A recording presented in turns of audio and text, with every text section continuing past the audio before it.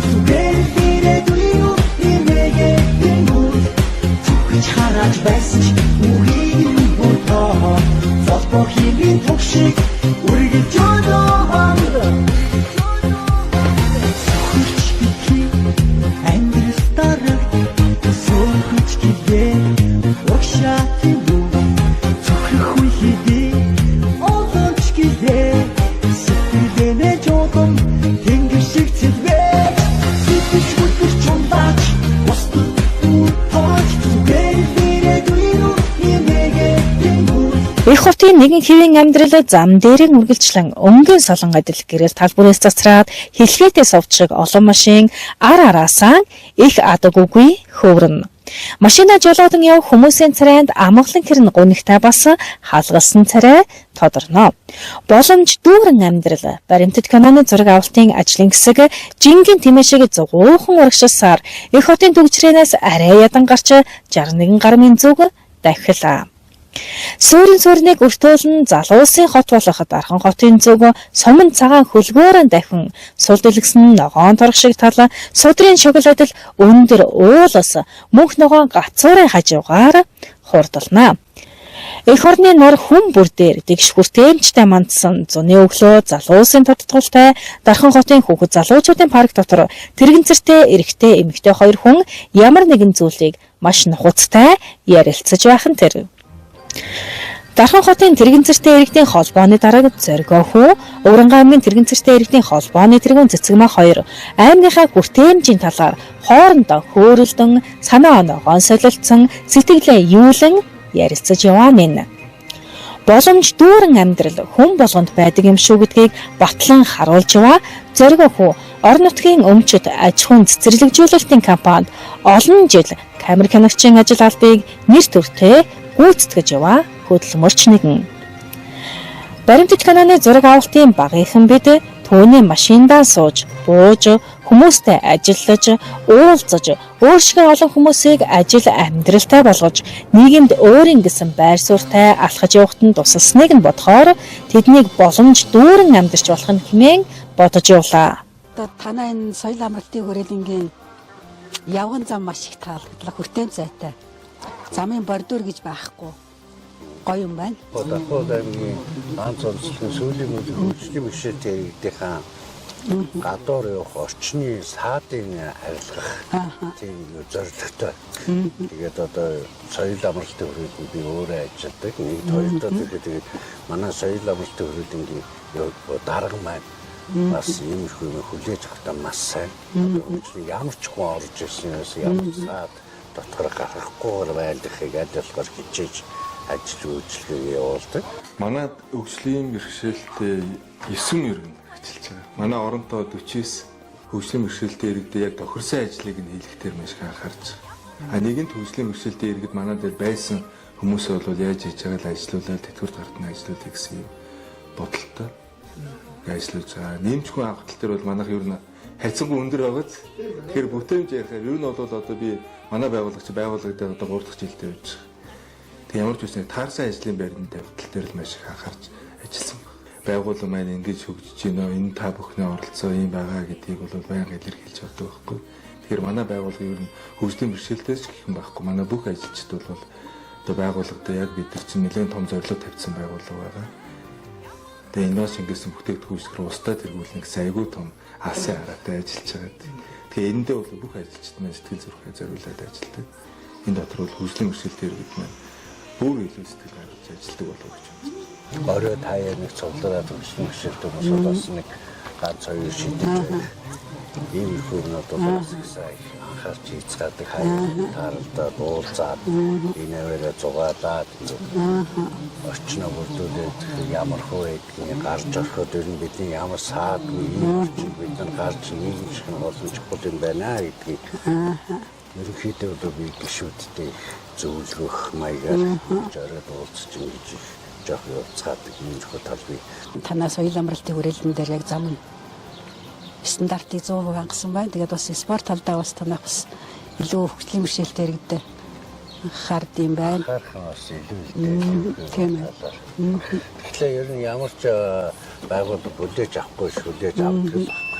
Би энэ байгууллагад ороод 13 жил бараг ажиллаж байна да. Оо за. Энэ байгууллага та ямар алба хийж байна? Одоо камер хийгч гэдэг. За. Ижил камер хийн манайх нийтдээ 67 камертай. 67 камера хагасын дэлгэцэн дээр ажил дээр ирэхээр дэлгэцэн дээр болцоо утсаар гэрээс ин тэнд явж байхдаа бүх камерыг хараад гинэ юмшдаг. Ер нь ингээд таны одоо нэг өдрийн ажил яаж эхэлдэг юм бэ? За нэг өдрийн ажил яг л ажиллах.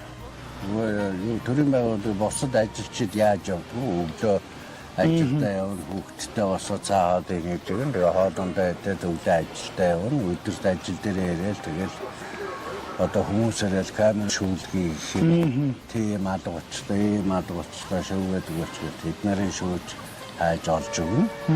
Тэгээ орой гэртээ харна. Би 1982 онд хөлмгөн хөл мотоо олсон. Одоо 42 жил яг сууж байна. 42 жил. 42 жил яг сууж байна. Тэгээ 42 жил суугаад тэрнээс хойш яг хөлг болсноос хойш бас гар хөл хөдөлтгүй байлаа. За. Тэгээд өөрөө яг одоо хөдөлгөөн хийгээл ах ихч маань нэмдэг төрөөгээл наашаа цаашаа явсаар байгаа. Ямар ч байсан босож суудаг болоод тэгээ өөрөө жоохон мөлхтэй болоод өөрийн хичээл зүтгэл бас маш их хэрэгтэй л дээ. Анх би чинь дархан дээр баг юустай тоодсон юм шиг л Нийгэмд хүлээж авахгүй тий? Энэ тэнд ч одоо ийм юу тэргийн цэрэг гэж байдаг байлаа шүү дээ. Тэр тийм ээ. Олддоггүй байсан.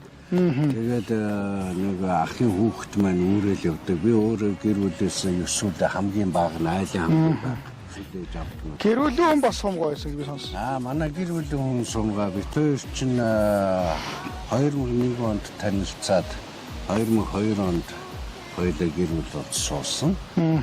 Дархан дээр тэгээд тэрнээс хойш хоёулаа 20 жил амьдарч байгаа. Тэр маань сая 2 сарын 3-нд үүд боллоо. Дархан готод төдийгүй улсын хэмжээнд одоо ингээд та нарын хөгжлийн бэрхшээлтэй ялангуяа тэргийн цэрэгтэй иргэдийн хүртээмжэр нь хэр байдгийг?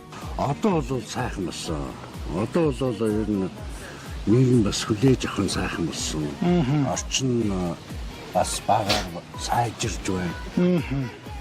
Тэгээд хүнд ард түмэндээ бол нийгэмд зөв мессеж өгөх юм бол бас хүлээж авах нь маш сайн болсон. Анх дархан дээр чинь их л хүнд байж үгүйсэн. Тэгээд сүүлдээ ингээ одондоо юу таниал бид нар яг уу бидний гол алдаа гэрээсээ гардаг. Өөрөө өөрсдөө ингээд тусгаарлцдаг нийгмээс тусгаарлж бидний гол алдаа болоод байсан. Энийг өөрчлөхийн тулд би 2011 онд төрийн бас байгуулаад. За. Тэгээд яг өөртөө ажиллахын ийм улсууд бол гэрээр нь үүж уулздаг болсон. Одоо хахуулаа тэргийн цэстэй иргэдэд холбоо гэж байдгийг. За. Тэгээд энийгээ байгуулаад тэгээд өөртөө ажиллахын ийм улсууд бол та уулзаад бид нар бас ингээд гэртээ шигдээ суугаад байж болохгүй байна. Өөрсдөө ингээд тусгаарлаад байж болохгүй байна. Бид нийгэм шиг хэрэгтэй юм байна. Нийгэм дээр ил гарч хүмүүс өөрсдөө таниулах хэрэгтэй юм байна. Энэ дээрээс бид нарыг хүмүүс хүлээж авах юм байна гэдэг ойлголт өгсөний учраас нөгөө хүмүүс ил гаргасан. Тэгээд бид нар маань нийгэм шиг ажил хийж байна. Амьдралаа залгуулж 15 төгрөг олж байна. Амьдралдаа нэмэр болж байна. Амгаа хүүхэд авж байна. Юу төрөх мөрхтэй юм биеус асуудал болсон шүү. Одоо бол ямар ч асуудал хөгжлийн бэрхшээлтэй иргэн гэдэг одоо тэр нөгөө нийгмээс гадуурхагддаг ч юм уу эсвэл энд ажил хийх боломжгүй гэдэг талаас нь бол манай удирдлагын баг харддаг. Яг өнөөдрийн байдлаар бол манайх 540 эм чимлэгээ ажилтнаа. Энэ дотор бол яг хамт олон дунд маань 22 бол хөгжлийн бэрхшээлтэй иргэн бол үйл ажиллагаа буюу одоо ажил эрхлээд зэрэгцээд бүр зэрэгцээд ажиллаж байна гэсэн. Манай Давхар аймгийн хөгжлийн бэрхшээлийн иргэдийн холбоотой бид жил болго уулздаг зохион байгуулдаг. Дээрээс нь бас нөгөө энэ хэдтэй тулгарч байгаа асуудлыг бас ярилцдаг. Ялангуяа бид энийг ярилцсан сэдв бол нөгөө хөгжлийн бэрхшээлтэй эмэгтэйчүүдийн нөгөө нөхөн үржгүй эрүүл мэндийн асуудлаас ярилцаад эннийхээ дагуу сумын засаг даргын хамгийн газартаа бид төсөл бичээд бүрэн автомат орыг бол ингээд шийдвүүлсэн байгаа. Тийм үйлчлэгийн орыг тийм онцлогоо эмчилгээг бас нэг давхар руу ингээд буулгаж өгсөн. Ихэнх нь ер нь бол баг 90% ингээд гүйцэтгүүлээд ингээд буутсан байгаа. Болж өгөөд энэ хүмүүсээс бас нийгэмд идэвхтэй амьдруулах эмнэлгийн тусламжийг бас ямар нэгэн хүний тусалцаагаар өөрөө аваа явуучвал ингээд энэ хүмүүс чинь аюул тийм сэтгэл ханамж өндөртэй байгаа байхгүй. Хаана ямар ажил хийдэг вүлээ? Эзэмсэн мэргэжил байгаа юу? Одоо 4 дахь жилдээ ажиллаж байна. Энэ манайхад ажлын ачаал гайгүй. Би одоо ингээд ийм мэрэгчлээ юм аа. Ийм гарын тайлбар бэрхшээлтэй юм аа. Над ингээд ажиллах одоо боломж нөхцөл байна уу гэж асуугаад энэ ингээд ажилд орсон байгаа. Хүсэмжтэйгээр одоо ажлын байраар хангаж байгаа. Давхар аймгийн нэгдсэн эмнэлгийн хамт олондоо болон үнд хэрэгцээтэй иргэдэд холбооны одоо тэргүүн зохиог багтаа маш баярлалаа гэж хэлмээр байна. Хараагүй бүхэл хараатан дайруулчихмаар төм түжигнэж бум бужигнсан хотын хөдөлгөөнд гартаан барьсан цагаан таягаас өөр нөхөргүй боловч бие сэтгэлээрээ орчлон гэрэлтүүлж явдаг дэлгэрмаа сурсан зангаараа л бусдын төлөө зүтгэж явна. Олон жил орчлон биеэрэн гэрэлтүүлж яваа хүн олонний төлөө бие сэтгэлээ зориулж явахтаа баярлан аз жаргал ирч хүч авдаг байх нь тэрэ. Түүний ажилд зуучлан амьдралд нь тусалсан хөгжлийн бэрхшээлтэй тэр дундаас тухайлбал хараагүй иргэд маш олон байх. Тэр энэ тухайгаа даруухан ярих юм. За манай хөгжлийн тусалцаа түүн хүн хэлбэрийн хөгжлийн бэрхшээлтэй иргэдэд гэрийн асрамж халамжийн үйлчлэгээ үзүүлж явдаг. Тэгээ энэ үйлчлэгийг үзүүлж явхад бол маш олон хөдөлмөр эрхлэх боломжтой хөгжлийн бэрхшээлтэй иргэд байдгаа гэдгийг бол олж харсан. Тэр хүмүүс зайнаас цагийн уян хатан нөхцөлтэйгээр одоо ажил хөдөлмөр эрхлэх боломжтой юм байна гэдгийг бол олж харсан. За мөн тэр хүмүүсийг асарж байгаа хүмүүс нь бол хөдөлмөр эрхлэх боломжтой. Тэгэхээр одоо Монгол улс чинь ер нь бол бас хүний нөөцийн дутагдалд ороод байгаа. Энэ хүмүүсээр хүний нөөцийн дутагдлыг нөхөж хүмүүс маань бас тэр хүмүүсийн ажлын байрыг нэмэгдүүлж хамтарч ажиллах боломж байна гэдгийг бол олж харсан. Тэгэхээр хараагүй хүмүүс маань бол бид нар бас хөгжлийн бэрхшээлтэй хүмүүстээс үйлчлээд явдаг. Манай хараагүй массажистууд бол тэр хүмүүст бариа засал хийж өгдөг. Тэгэхээр тэр бариа засал хийж байгаа хүмүүс маань бол сэтгэл их өндөр. Тэгээд одоо бид нартай маш их холбоотой, эрг холбоотой байдаг. Манайх нийслэлийн 7 дүүрэгтэй гэрээлж ажиллаж исэн. Нийслэлийн 7 дүүргийн 200 гаруй иргэнд 2000 удаагийн үйлчлэл үзүүлсэн ийм одоо туршлагатай байгууллага байгаа. Тэгээ одоо бид нар энэ хүмүүсээ бас цахим орон зайд энэ хүмүүсийг одоо ажилуулж болох юм байна. Цахим чадварыг нэмэгдүүлэх юм бол энэ хүмүүс цахим орчинд ажиллах боломжтой юм байна гэдгийг бол олж харж байна. Тэр 2000 гаруй иргэнээсээ бид нар бас Монголын тэрэгцтэй иргэдийн холбоо, хараагүйчдийн үндэсний холбоо гэдэг энэ байгууллагуудад ажил хийх боломжтой хүмүүсийг бол зуучлаад өгчдөг. Бусад нөгөө ажил хийх боломжгүй хүмүүсийг бол бид нар нөгөө зайнаас ажлын байруудыг бас хайж байгаа. Төр засагт ч гэсэн бас яг саналаа тавьж байгаа. Ажил олгогчдод энэ хүмүүст одоо саналаа тавьж байгаа. Манайд одоо хараагүйчдийн хөдөлмөр сургалтын хөгжлийн төвөж байдаг. Тэр нэг одоо ингээд өөдөрт шүүргэн, героин, нойлын таасгийн манайч. Тэгээд эндээ өдөрт ажиллагаад орой гэртээ агуудаар нэг гутгуучлан аялалтанд туслаа.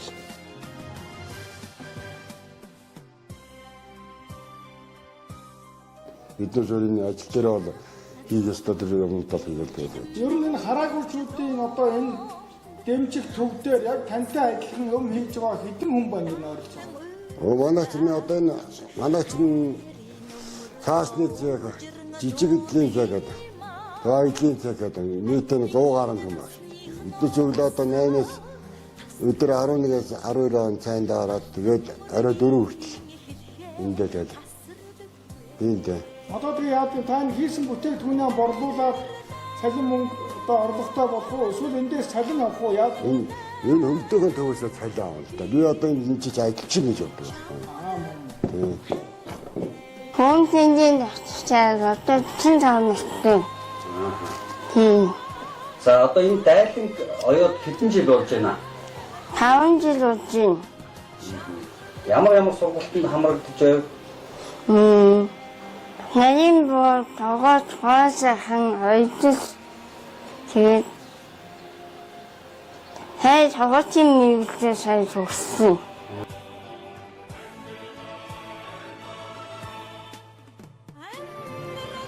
Нэг дайсан гэрний хэр хугацаанд оёх вэ? Нэг гайгүй сар ойно тийм. Гайгүй өчүүд нэг сарын дотор ойчтой. Тийм. Сүлжээ цагаар олон тийм гэрээс үйл гадуур явна. Би байтаагийн нөгөөд. Тийм. За ингээд ойсон зүйлээрээ одоо ингээд бүтээл болгоод тэрийг арт хэрэгтэй хүргээд эцсийн зорилго маань одоо гоё байр савтаа болох. Тийм. Гоё гэгэн зорилготой. Тийм. Бас би нөгөө. За тэгээд дайлагнаас гадна бас ээжтэй хамтраад гоё цэцэг тарьд юм байна шүү дээ, тийм ээ? Тийм. Ээжтэй ам цэцэг тарьна. Цэцэг авч тарьна. Тэгээ гурван бүс хийсэн. Тэгсэндээ энэ хоёрын зарцсан. Тийм. Ингээд руугсан жаа хөвгдөө. Нэг хайр дэмжтэй найдаа. Сайн байна уу та? Сайн байна уу? За сайхан зүч гэнэ. Оо сайхан зүч гэнэ. Та хөргөл хэлцүүлээч. Намайг Баатар мөнх гэдэг. Харааны бэрхшээлтэй. Хэдэн үе хараа? 90% харааны бэрхшээл алдталтай. Даавас л их юм сурсан үндэ. Чекний гэрэл насаад байна л гэж байна. Тэгээд араан солигдохгүй байна гин.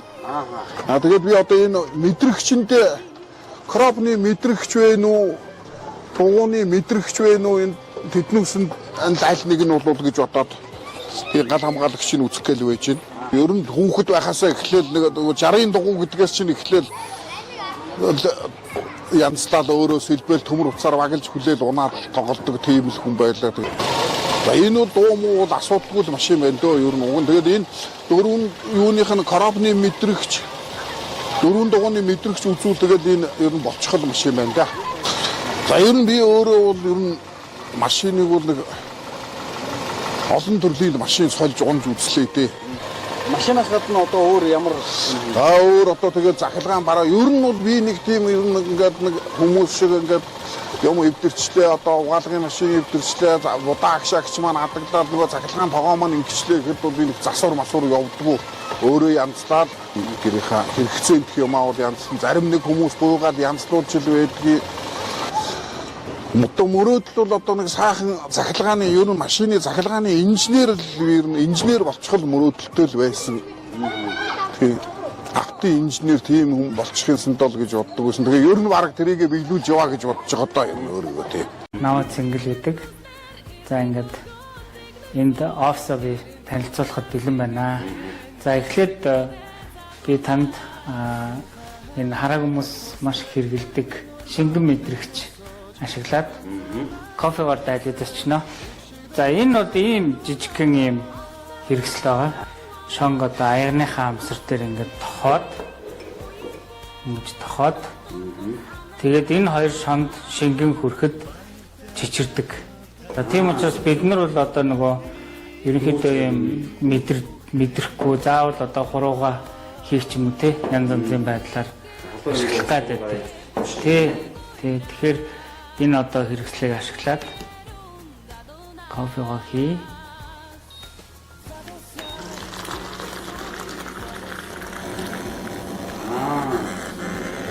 За ингээд чичирсэн учраас би кофен боллоо гэж үзэх юм шүү дээ.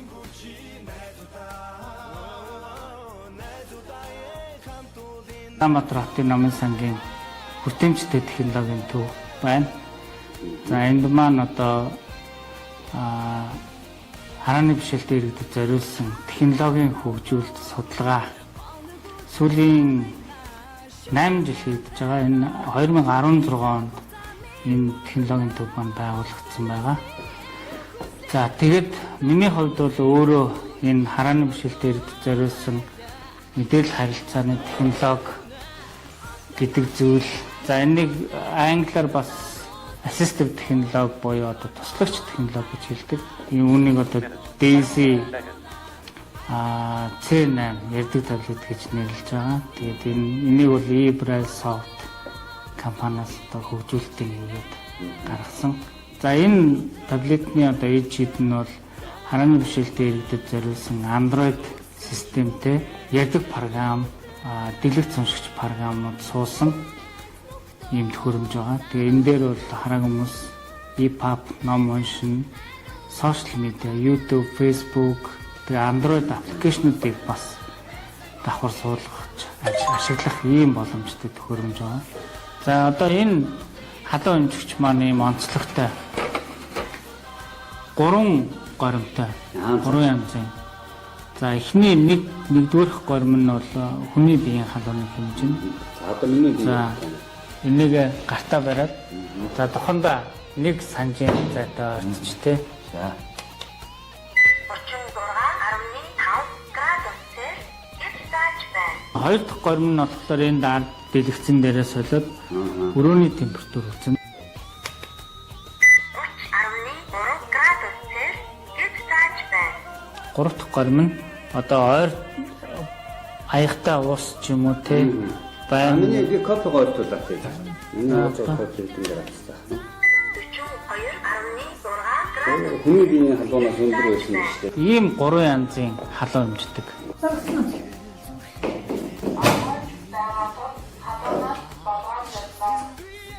Хибээ тааруулна. Энэ 3 тавч байгаа. Энэ 3 тавчны хамгийн доотлыг таарна. За одоо дорой. Ондөр чим, бат чим, Тэгээд одоо дундаж доор чим. за одоо минут секундтэй 1 минут. 10 секунд, 20 секунд, 1 минут, За 1 минут тэгээд том хэрэгч тогтоо. 1 минут. За ингээд ажиллаад эхэлж байна. Ийм сайхан их хоронд төрсөн болохоор бидэнд бусдын адил эрхтэй биш сайхан боломж дүүрэн амьдрал байгаа гэж дотроо үргэж бодож явдаг. Уран аймгийн тэрэгэн цэртэй иргэдийн холбооны тэргүүн цэцэг маа итгэл өвөртлөн инээмсэглэн явна. Холын хүнээс үг сонсож хотын хөгжлөө дэгшгүртэмжийг өөрийн биеэр мэдээд явж буй цэцэг маа их л нухацтай олон зүйлийг асууж тодруулан очоод орон нутгийн удирдлагадаан дамжуулан хэл хүүхдээ буцаж байгаа нь энэ үлээ.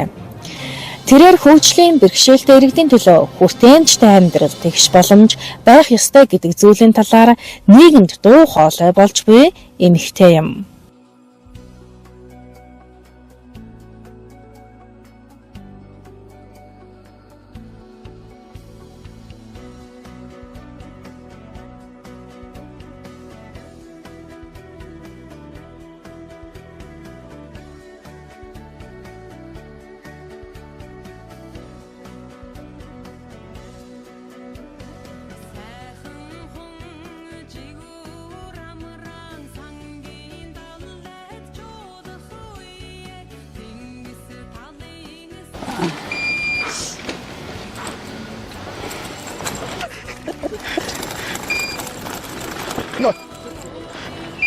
이 나무 갑자기 요가 참 이거 하고 있지. 소스 다시 없지 마. 알았어. 진짜 이거 하고 있지. 한된 өдрийн төргээ. За танд ч гэсэн өдрийн төргээ. За та ер нь одоо ингээд энэ хөгжлийн бэрхшээлтэй гэдэг одоо энэ нэр томьёон шилжээд хэдэн жил болж байна? За би ч одоо хөгжлийн бэрхшээлтэй болоод 40 гаруй жил болж байна. Ааха. Одоо эн чинь бас хоёр талтай олдмол төрөлхийн гэх тээ. Тий. Таны хувьд л олдмол. Тий. Өнөөдөр ингээ юм хөгжөөлөх сайхан болж хоёулаа ингээд сайхан автомат тэрэгэн дээр ингээ явж байна.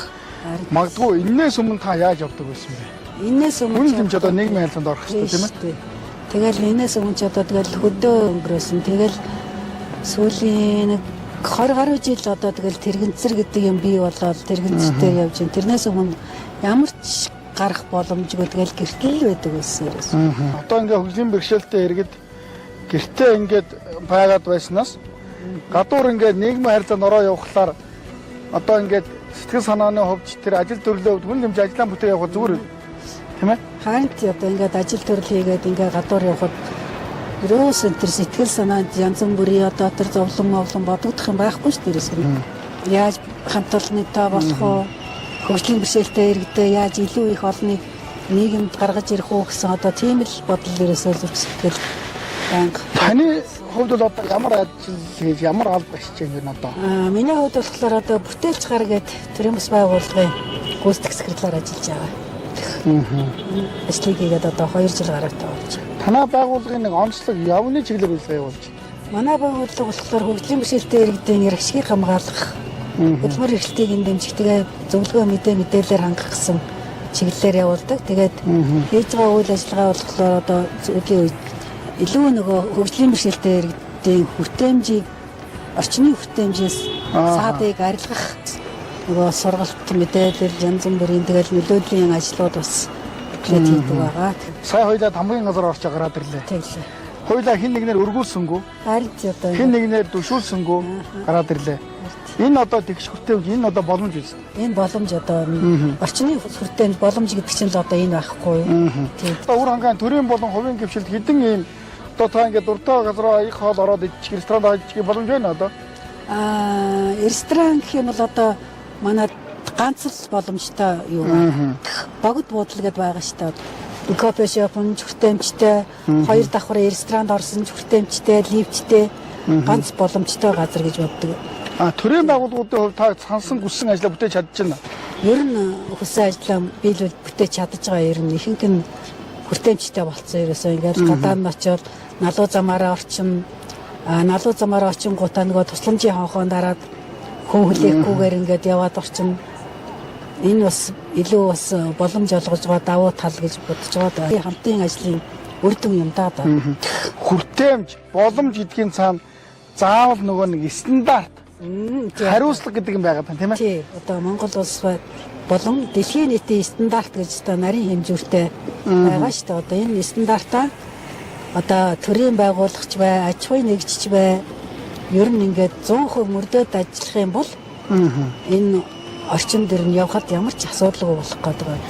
Тэгээд энэ хэрвээ ингээд хүртээмжгүй хийцэн бол тэр байгууллага хариуцлага ухамсарлаад заавал ингээд бид бүгдээр шахаж шаардуулгүйгээр биднээс ингээд зөвлөгөө аваад хүртээмжтэй болох боломж бол одоо 100% байна л гэж манай байгууллагын хувьд харж байгаа. Тэгээд таныг ажил бүтээхийн хувьд тэр маш их цаг хугацаа, маш их боломж олцоог бий болгож байна. Харин ч одоо цаг хугацаад хэмнэлттэй одоо энэ автомат хэрэгэн зэрэг гэдэг бол бас маш их ингээд хурднаар өөрийн зоргоороо ерөөсөө хүний гар арахгүй ингээд явна гэдэг бол маш их цаг хугацаа юм хийж байгаа. Тэгээд энэ хүртээмжтэй байдал бас дээрэс нь ингээд цаг хугацаа хэмнээд ажиллаа бүтээхэд маш их илүү давуу талуудтай ерөөсөө ажлын бүтээмж хурдан байгаамаа. Одоо байгууллага аж ахуйн нэгжүүд төрийн болон төрийн бус энэ хонхыг ингээд байршуулж хад боломжтой байгаамаа. Тэгэхээр одоо энэ хонхыг бас байгууллага бүр ингээд байршуулаарай гэдгийг уриалмаар байна.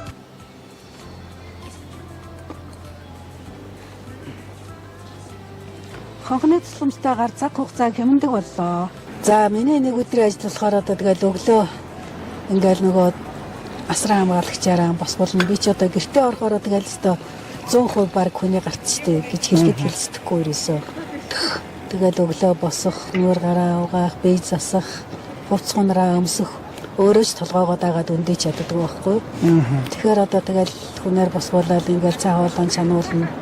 Тэгэл цаавандаа уучаал тэгэл гараад гэрээсээ гараад ингээл гадуур дотоорх ажилдаа ингээл явна. Тэгэл гадуур хүн амьтантай уулзах ажлаа үйлчлээ тэрийг ажиллаа амжуулчихна. Тэгэл офис дээр очиод ажлаа амжуулаад орчны саадаа арилгасны дараа тэр ажлыг тохируулахтай ажлын байр биднийг одоо нийгмийн оролцоонд оруулахад нөгөө туслах хувийн туслах үйлчилгээ.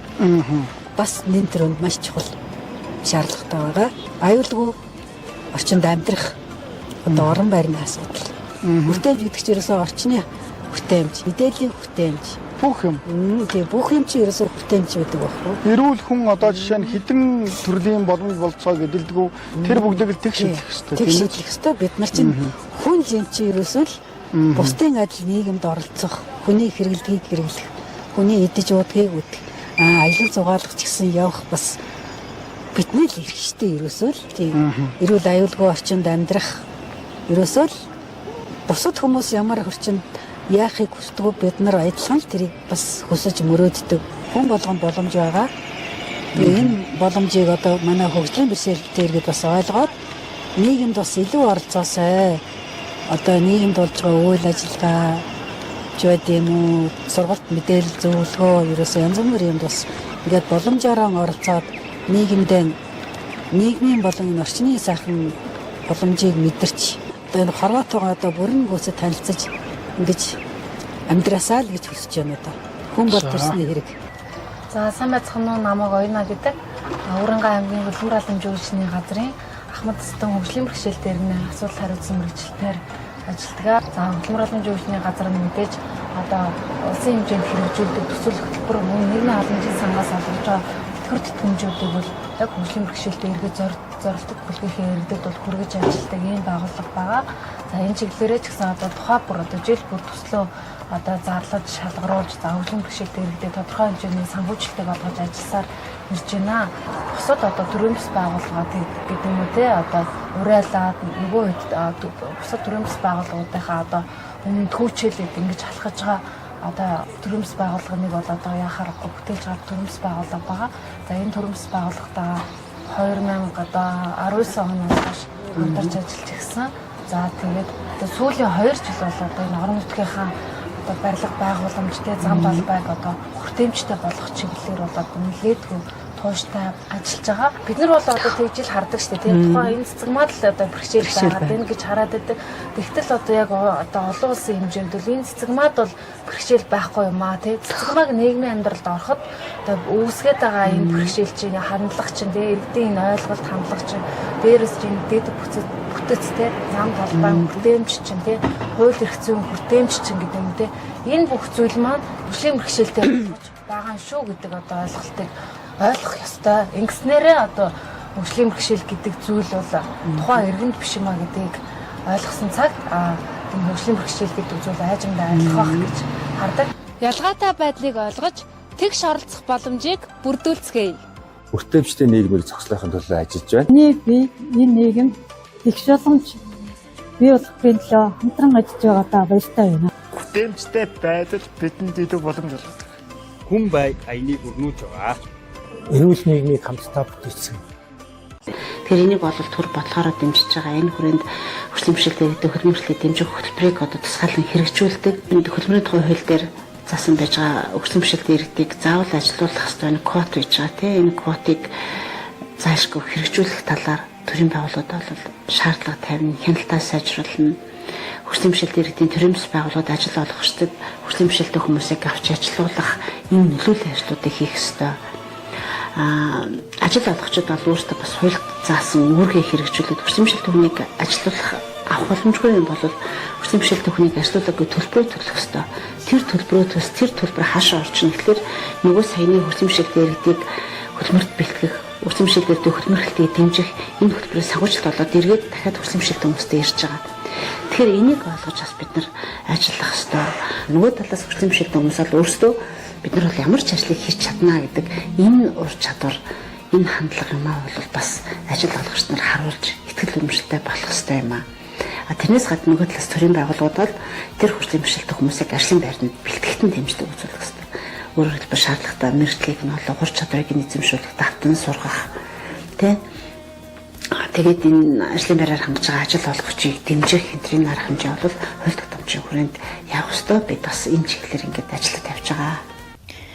Монгол орны өнцөг булан бүрд нийгэмд чөлөөтэй тэгш хүртээмжтэй оролцож чадахгүй тусгай хэрэгцээт хүмүүст туслахыг зорилгоо өртлөн олон багш бэлтгэн гаргаж байдаг гэрэл дандгай төрийн бус байгууллагын хамт олон юм. За манай байгууллага маань сурч боловсрох эрхэм зөрчигдөж буй хүүхэд залуучуудын эрхийг хамгаалах, тэгшамруулах боловсролыг түгээн дэлгэрүүлэх зорилготой ажилладаг байгууллага юм аа. За мөн түнчлэн манай байгууллага маань тусгай хэрэгцээт боловсрол шаардлагатай хүүхд залуучуудтай ажиллаж буй багш нар, за мөн ялгаатай хэрэгцээтэй сурагчтай ажиллаж буй багш нарт арга зүйн дэмжлэг зөвлөгөө өгдөг байгаа. За хүүхдэд чиглэсэн үйл ажиллагааг одоо явуулаад 2 дахь жилдээ болж байна. За гэрэл дандган төрийн бус байгууллагын дэргэдэх өдөр өнжүүлэх төвд маань оюуханы бэрхшээлтэй болон тийм ээ ялгаатай хэрэгцээтэй сурагчид маань хамрагддаг.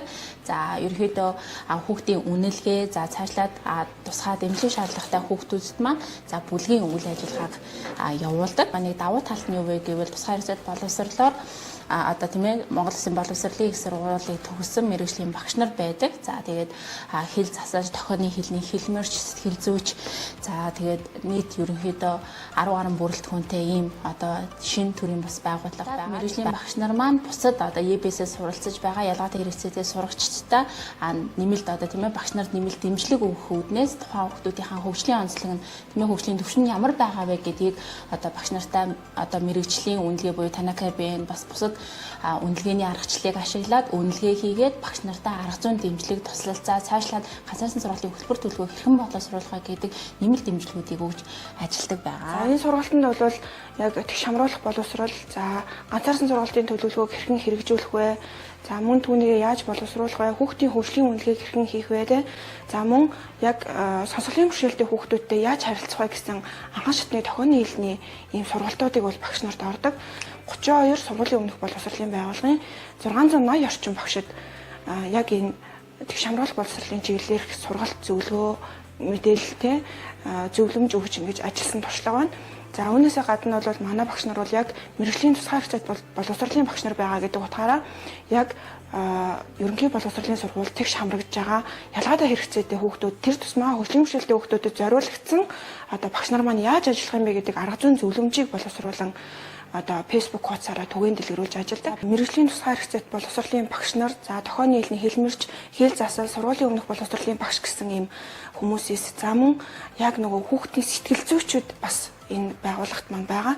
За бид бол яг нөгөө зөвхөн хүүхдийнхээ хөгжилд анхаарч ажиллахаас илүүтэйгээр сэтгэл зүйн хөгжилд нь бас тулгуурлаж ажилладаг. За энэ маань бол яг манай одоо тий байгууллагыг сонгоод хүүхдийн хөгжлөө анхаарад ирж байгаа эцэгчүүдэд маань бас гол нэг түлхэц болно гэж бид нар бол бодож ажилладаг. Жишээлбэл багш нар маань хүүхдэд ямар хэрэглэгдэхүүн боловсруулж ажиллах юм бэ тий?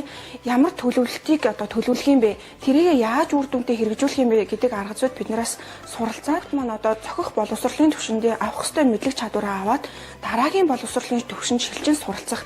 За бүр цаашлаад одоо суур боловсрол зөв зохистой тавьж гэнэ гэдэг маань биедан амьдрах боловсролд хүртэл ингээд хөгжлийн бэрхшээлтэй иргэд маань биедан амьдрах боловсролын хүртэл сайжирч ингэж гарах жишээний ийм одоо үр дүнтэй байгаад байна. Та нар бас өөрсдөө яг энэ байгаа байдлаас загварлаж харуулмаар юм биш үү? Киногоор дамжуулаад энэ чинь бас хүмүүст хүрэх хэрэгтэй байхгүй юу? Хийж байгаа арга зүй бол илүү хөлмөрхөлт рүү чиглээд байгаа. Тэгэхээр энэ дээр бас нэг асран хамгаалагчийн тухай асуудлыг тайр аягүй чухал асуудал хөндөж гаргаж ирлээ. Энийг бас бид нар цаашдаа бас анхаараа ернэ. Хөгжлийн бэрхшээлтэй иргэн гэж хэмбэ гэдэг талаар дэлхийн улс орон нэгэн зэрэг анхааран цаашид тусгай хэрэгцээт иргэдийн талаар баримтлах бодлого чиглэл ямар байх тухай олон улсын хүмүүнлэгийн байгууллагын төлөөлөгч гадна дотны хүмүүс ийхүү тодорхойлж байх жишээтэй. Hello, my name is Christina. I'm a social worker from Finland. I have worked with disabled people and disability issues in Finland and also in other countries. I arrived here in Mongolia 4 months ago, and now I'm working as a consultant for Tegj Tuskal NGO. So far, I have mainly followed the work of the EPSO project, and I must say I'm very impressed by the work they do. They really want to empower the OPDs in Mongolia. They do training, advocacy work, and really raising the awareness of disability issues in Mongolia.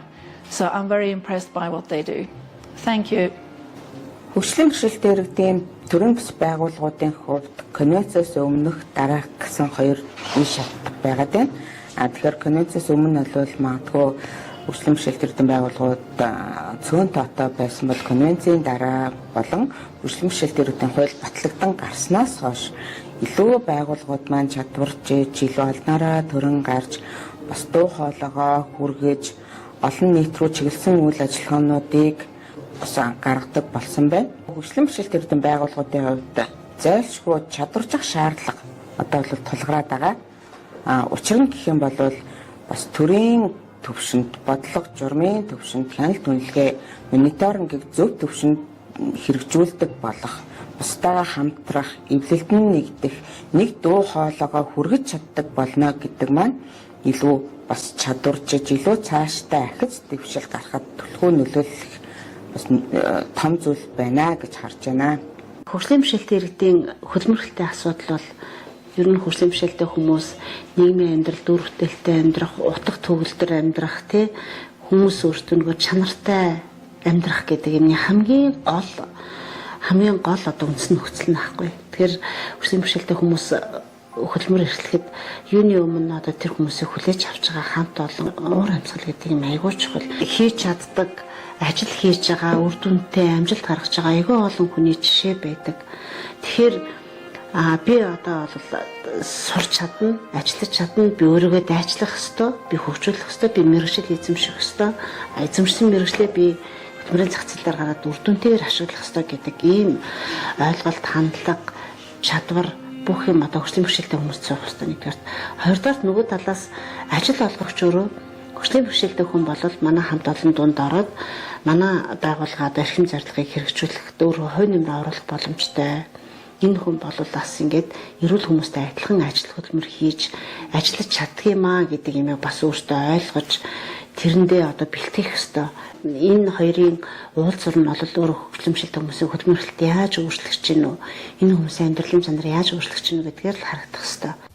Тунгалаг наран бидэн дээрэн гэгэн гэрлээрэн алгачилгүй манддаг шиг тусгай хэрэгцээт иргэд нийгэмд эрүүл саруулах хүмүүс адил хөл нийлүүлэн алхаж их сайхан орондоо ихийг бүтээн ирээдүйн хөгжил цэцэглэлтэд түүчээлэн явах учиртай.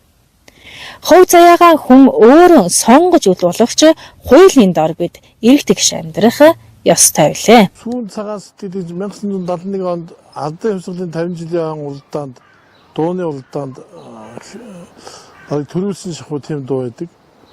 Манай хараагүй хөгжимчин анхны 7-гийн нэг хараагүйчүүдийн хамтлагийн үндэслэгч Цэнт Сонирмын Чимэд Дарж гэдэг хүний зохиосон Доломтой аймгийн харьяат Чимэд Дарж зохиосон дуу байна. Энэ дууг бол одоо анх дуусан бол Монгол улсын гавьяач бичин Дагерагчийн Банзарагч гоо дуулаад түүний хүртэл уснаас хойш одоо ер нь театр хоолойтой хүн болгон дуулдаг да манай Долодон Банзарагч Ганзорыг гавьяат гэл хүн болгон дуулж байна. Энэ сайхан дууг нэг бодог ихшүүлээд хэлэхөө.